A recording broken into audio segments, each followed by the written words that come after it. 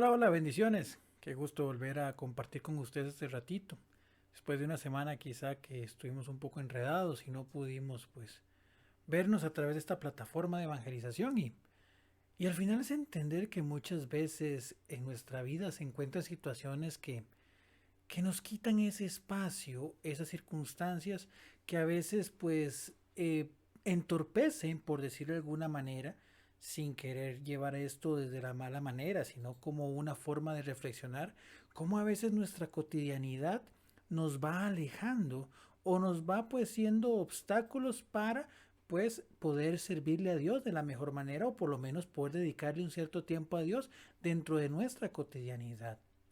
Claramente, pues podemos decir que las situaciones son válidas, que el trabajo, que el estudio, que las obligaciones en el hogar y demás, pero es necesario entender también que hay que tomar ese espacio para Dios, que hay que dedicarle ese espacio para Dios, para conocerle, para hablar con Él.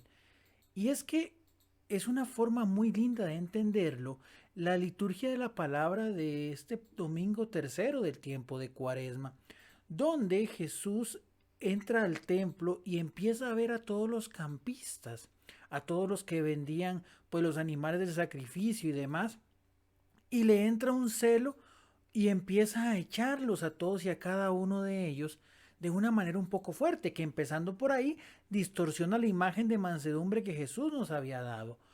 Pero también pues nos explicaba San Juan Pablo II en una homilía en función de estas celebraciones que el, el celo de Cristo es sobre aquellas personas que han convertido la religión en un mercado. O dicho de otra manera, pues que han convertido de las leyes de mercado también su religión. Me explico, las personas que, pues aquellos capataces que se abusan de sus colaboradores, de aquellas personas que por poder denigran a otros, exactamente cada una de esas situaciones son las que Jesús toma en referencia. ¿Por qué? Porque también como explicaba San Agustín, los mercaderes en el templo no hacían una función que complementara, aunque era necesario, los diversos elementos para los sacrificios rituales dentro del contexto de la fe propiamente judía. Al final ellos no eran servidores de Dios, ellos estaban ahí mercando, más interesados en su ganancia, en el que se acercasen las personas al Señor. Y es que ahí es donde entra ese celo, como decía el texto de Juan, perdón, me recordaban sus apóstoles, el celo de la casa me consume, es entender el valor del templo. Y vamos a entender el valor del templo en tres realidades diferentes. La primera, el templo como estructura. ¿Cuáles son los mercaderes en este momento o las personas que usan los templos como lugares de mercadeo, como lugares de venta o inclusive cómo son irrespetados nuestros templos por personas que, queriendo perseguir una ideología contraria al plan de Dios y encontrando en la iglesia justamente esa oposición por la verdad del Evangelio, vemos los templos pintados con marcas, ofensas y demás. Entonces, es el primer celo que tenemos que entender, que va más allá de propiamente pues todo esto vandalismo contra las estructuras, sino sobre todo ese hincapié que se hace en querer meter a la fuerza de la vida del ser humano ideologías en contra del plan de Dios y hacernos querer que la iglesia las acepte como tal.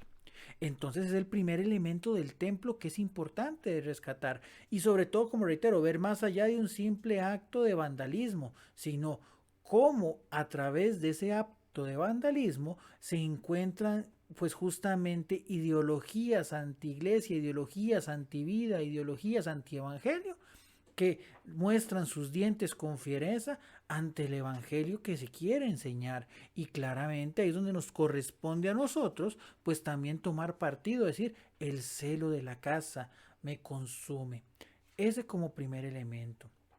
El segundo elemento de verlo desde la iglesia, pues como comunidad de creyentes.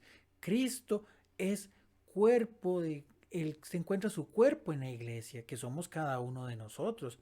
¿Cuántas veces personas han querido meterse a la iglesia a robarle la paz a las personas que en ellos viven, a querer a través de la fe, querer humillar a las personas, querer pues justamente señalar a las personas por sus pecados cometidos o por una vida pues que en ese aspecto pues ha caído en equivocaciones, cuando verdaderamente, y se meditaba mucho en muchas de las lecturas de ese tiempo de Cuaresma, el entender que la conversión la necesitamos todos. De hecho, el Evangelio del sábado, que era la parábola del Padre Misericordioso o conocida como el Hijo Pródigo, nos ponía esas dos realidades. La realidad del pecador que se ha alejado de la casa del Padre, que se ha olvidado de la promesa que tiene o de su condición de hijo por querer perseguir un bien del mundo, y cómo también pues después de regresar se encuentra pues el rechazo o la apatía de aquel que creyéndose bueno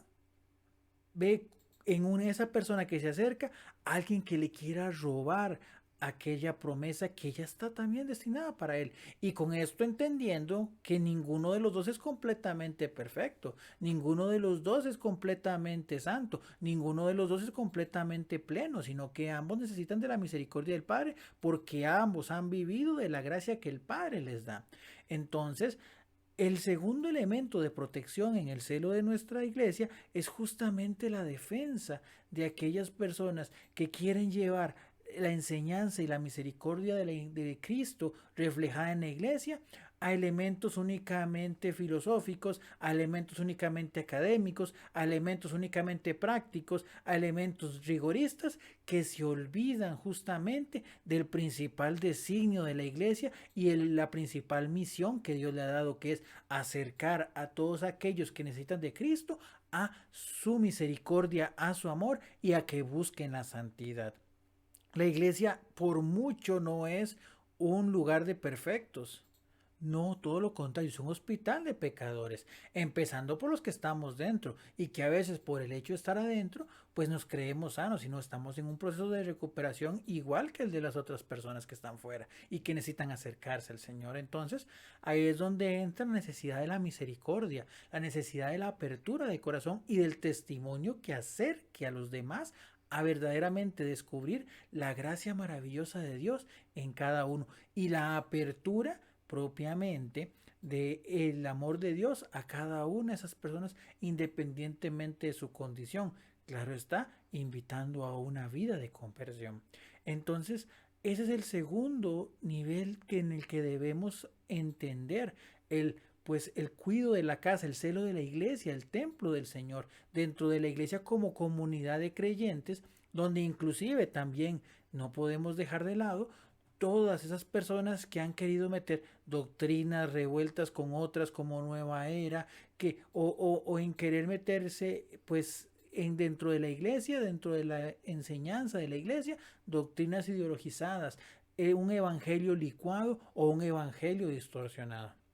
Ahí con valentía y con el compromiso de la formación que deberíamos de tener todos y cada uno de nosotros, también estamos llamados e invitados a defender la fe, a defender la iglesia en su esencia, en su espíritu y en su misión. Entonces, aquí entra el segundo nivel. Hablamos entonces de la iglesia como estructura, entendiendo sus ataques externos que a veces vienen, y también justamente la iglesia como cuerpo de Cristo, como defensores de los ataques internos que muchas veces vienen hasta de miembros de la misma iglesia, que con cariño, con amor, pero con firmeza debemos siempre atacar.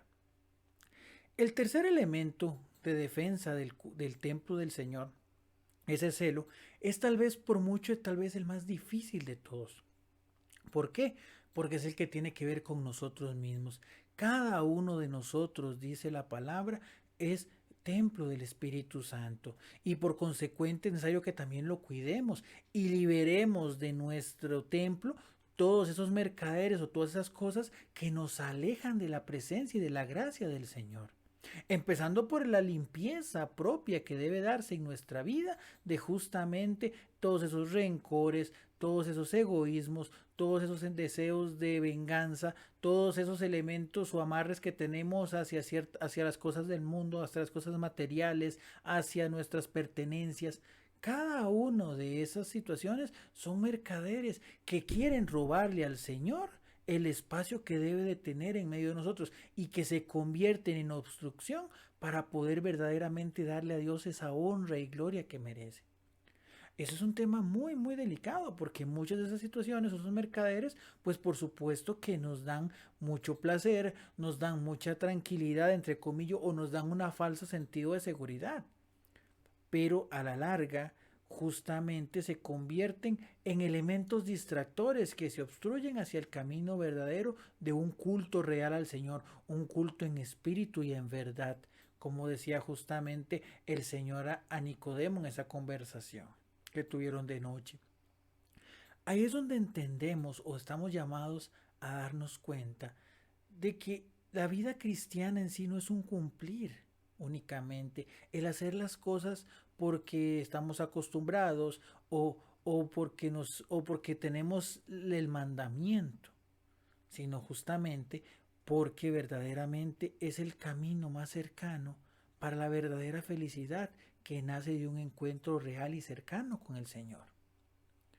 La primera lectura, la lectura del Éxodo, pues habla justamente sobre los mandamientos que son entregados a Moisés en el Sinaí. Y el primer justamente mandamiento, que más que mandamiento es una palabra de Dios que nos pone o nos lleva a ordenar nuestra vida en función de una piedra fundamental, de una piedra central, de una base central, que es Dios en primer lugar. Y nos habla de los peligros de la idolatría, que en este caso sí quiero ser muy amplio o muy conciso en una situación en particular. No se trata de venir a criticar el hecho de que hayan imágenes o que hayan imágenes. Esa no es la idolatría fundamental. No vengamos a criticar que porque tenemos imagen de un santo u otro santo, o porque tenemos fotos o no.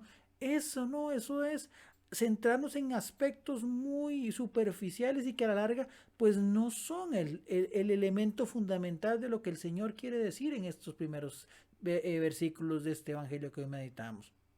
Claramente, los católicos tenemos que estar muy bien formados en el culto que la iglesia nos enseña a darle a los santos y a la Virgen María como Madre de Dios, que va más allá de un culto que únicamente es de Dios, que es el de adoración. Adoramos solo a Dios.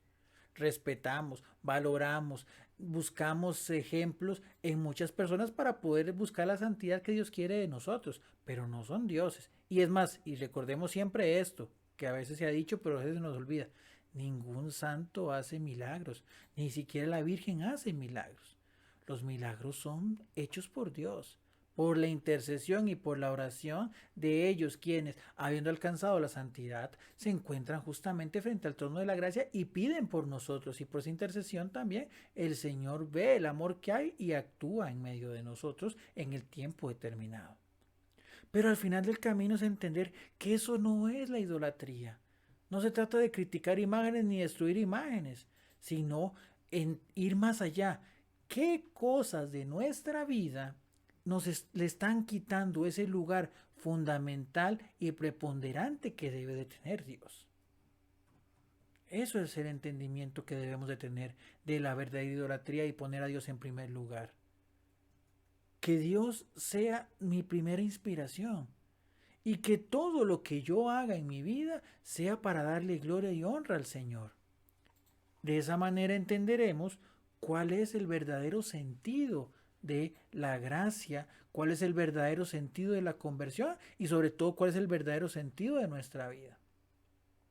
Pidámosle al Señor verdaderamente ese celo que Él mismo nos demostró en el Evangelio de este tercer domingo de Cuaresma que meditábamos ayer, para poder defender con entusiasmo, con alegría, con fuerza y certeza eso que el Señor nos ha regalado, eso que el Señor nos ha entregado y que nos lo entregó en la manera más extrema de todas, que es la salvación a través de su muerte, de la cual nos preparamos para poder vivir con Él y así resucitar con Él en la noche de la Pascua. Pidamos verdaderamente al Señor ese celo, como decía anteriormente, para poder ser defensores, pero sobre todo testimonios. Testimonios vivos en cada uno de los momentos, en cada uno de los lugares y en cada una de nuestras condiciones de nuestra vida. Y así ser sal y luz. Bendiciones.